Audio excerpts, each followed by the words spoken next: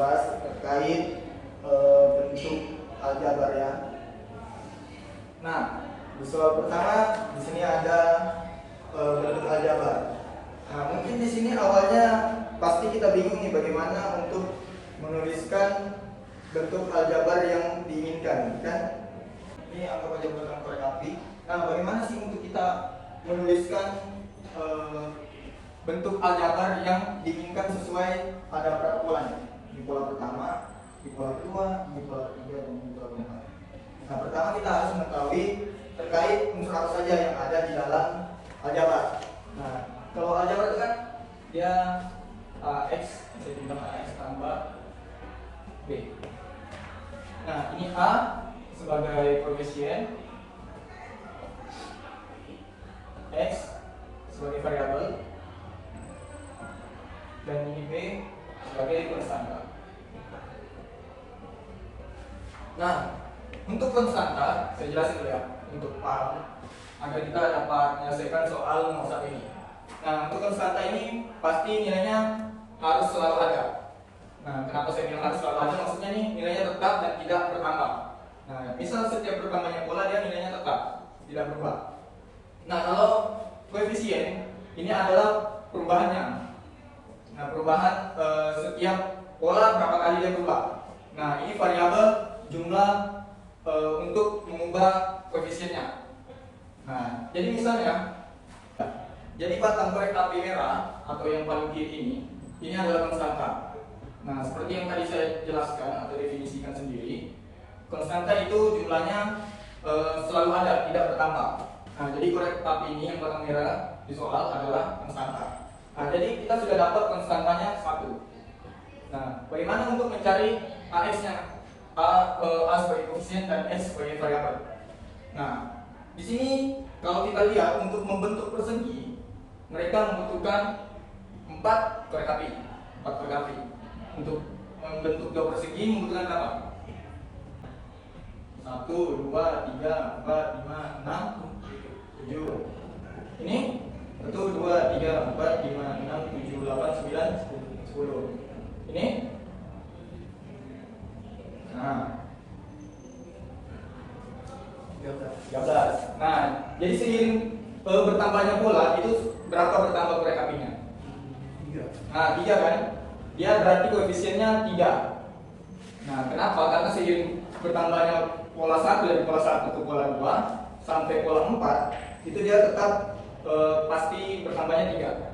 Nah, untuk setelah itu ini kan kalau di soal kan sampai 4 aja. Bagaimana kalau itu sampai 100? Pasti kita tidak bisa hitung kan?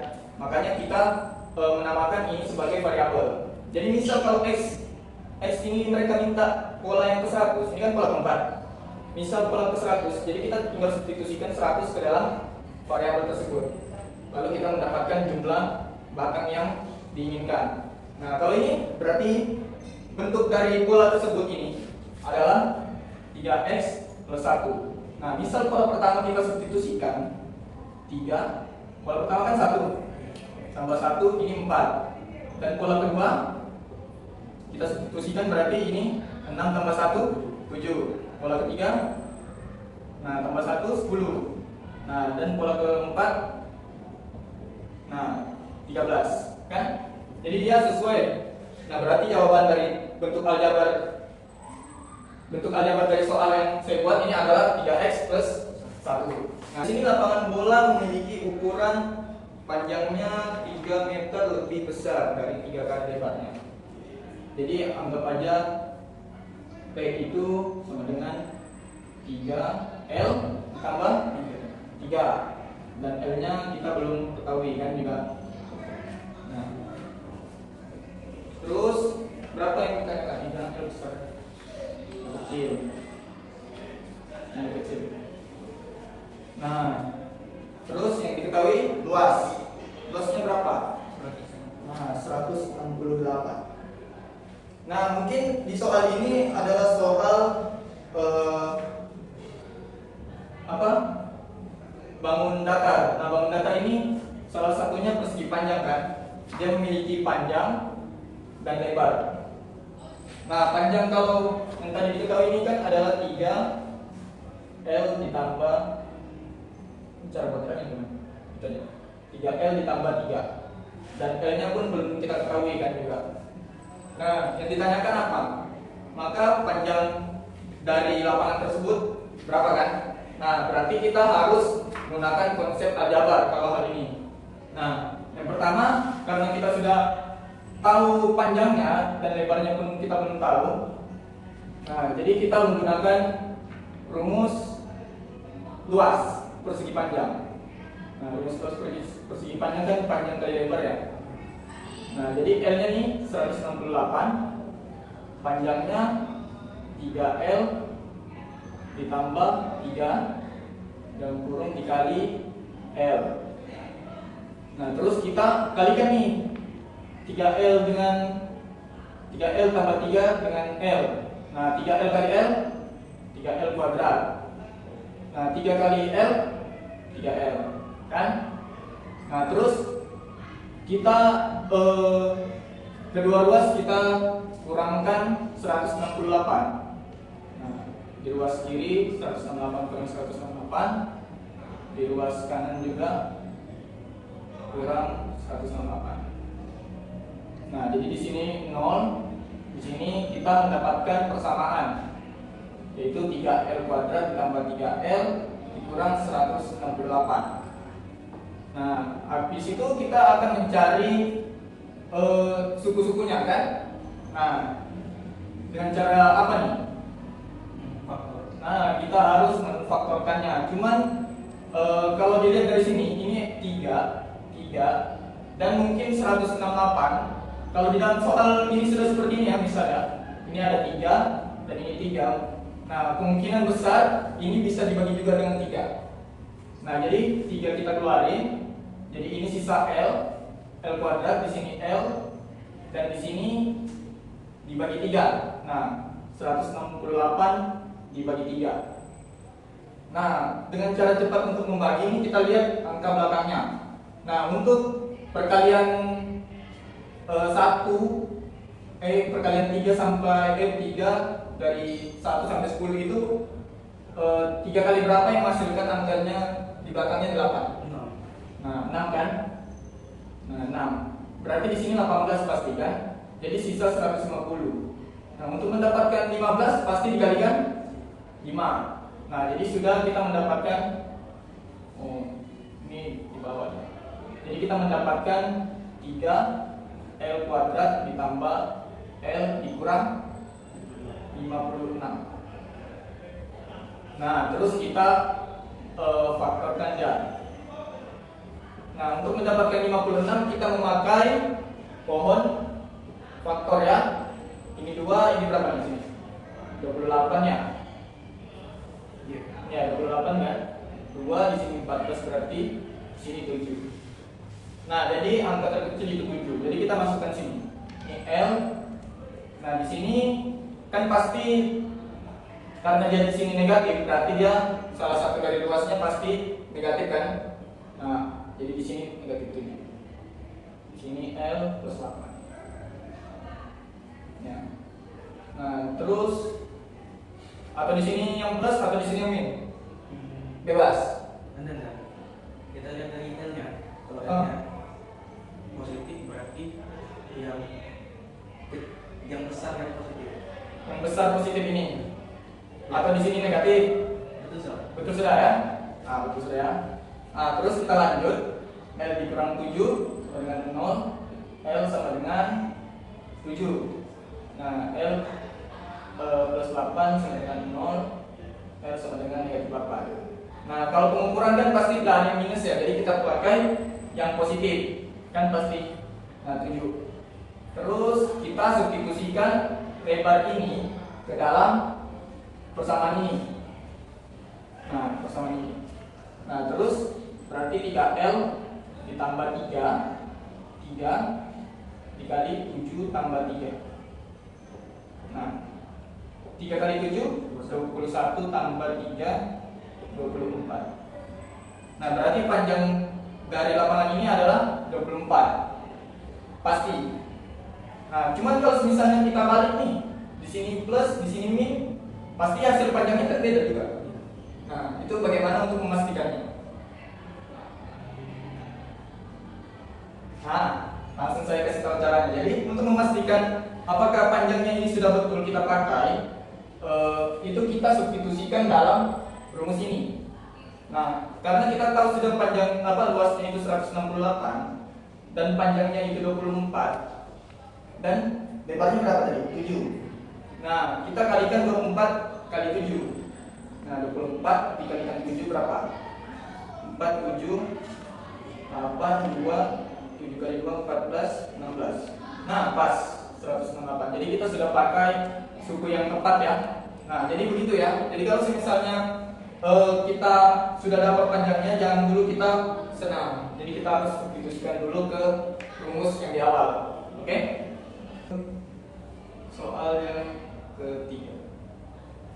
Nah, di sini ada dua persamaan. Nah, terus disuruh tentukan nilai x dan y. Kan? Nah, persamaan satu itu 3x tambah 5y sama dengan 16 persamaan 1. Terus persamaan kedua 4x tambah y dengan 10. Nah, ini persamaan kedua. Nah, bagaimana untuk kita menentukan nilai x dan y? Nah, ini adalah SPLGV ya, sistem persamaan linear dua variabel. Nah, sebabnya itu menggunakan aljabar. Jadi kita harus mampu dulu aljabar untuk menyelesaikan SPLGV ini. Nah, jadi untuk mencari ini berarti kita harus cari dulu salah satu dari variabelnya kan. Nah, karena di sini variabelnya ini bagus nih kalau begini. Misal nih kan, kalau saya kerjakan untuk cara cepat, misal dia variabelnya koefisiennya itu 1. Nah, seperti ini kan. Jadi kita ambil langkah cepat 4x tambah y sama dengan 10. Nah, kita akan cari y-nya bagaimana? Dengan cara masing-masing ruas dikurangi 4x. Nah, ini dikurangi 4x. Nah, di sini kan habis pasti. Nah, jadi di sini sisa y kurang 10 dikali 4x. Nah, y-nya kita substitusikan persamaan ke 1. Nah, kita substitusikan berarti 3x ditambah 5. Berapa y-nya? 10 dikurang 4x. Nah, sama dengan 16. Nah, ini 3x ditambah 50. 5 kali 4 negatif 20 ya. Nah, terus yang sama kita kurangkan, jadi dia negatif 17 x plus 50 sama dengan 16 kan. Terus kedua ruas kita kurangkan 50 untuk menyisakan variabel x di sini ya. Jadi di sini kurang 50, di sini kurang 50. Jadi di sini habis. Ini 16 negatif 50. Nah, 16 kurang 50 34. Nah, jadi masing-masing di sini kita bagikan dengan 17. Nah, negatif 17 berarti negatif 34 per negatif 17. Nah, berarti x-nya adalah 2. Nah, x-nya kita sudah dapat. Terus untuk x kita substitusi ke persamaan kedua ini. Nah, jadi x-nya itu 2, langsung kita kasih masuk 4 kali 2 ditambah y sama dengan 10.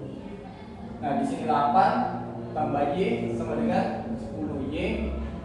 10 kurang 8. Nah, jadi y-nya adalah 2. Nah, jadi kita tahu nih nilai x dan nilai y-nya. Nah, nilai x adalah 2 dan nilai y adalah 2 juga. Nah, ada yang mau ditanyakan? Tidak ada. Soal keempat ini adalah soal bilangan ya. Soal bilangan bisa dibaca. Di sini ada jumlah 3 bilangan genap positif yang berurutan adalah jumlahnya 18. Nah, tentukan 3 bilangan tersebut. Ingat, soalnya adalah minta yang berurutan. Jadi kita harus pahami soal dulu untuk menyelesaikan permasalahan tersebut. Nah, jadi di sini bilangan genap positif. Jadi kita tahu itu ada 2, 4, 6, 8, 10, 12, 14 dan seterusnya. Kan? Nah, untuk ke setiap bilangan genap itu pasti melewati angka ganjil kan? Jadi di sini ada 1, 2. Nah, jadi untuk mendapatkan angka genap selanjutnya itu pasti ditambah 2. Nah, jadi sebenarnya untuk kita mendapatkan hasil bilangan berurutan dengan hasil yang sudah ditentukan, kita bisa menggunakan konsep aljabar. Nah, misal yang pertama kita misalkan bilangan yang terkecil atau bilangan yang awal itu X. Nah, terus untuk mendapatkan angka yang ini, nah ini kan anggap aja 2 ditambah berapa untuk menghasilkan ini? 2 kan? Nah, jadi berarti di sini variabel berikutnya adalah X ditambah 2. Terus variabel berikutnya adalah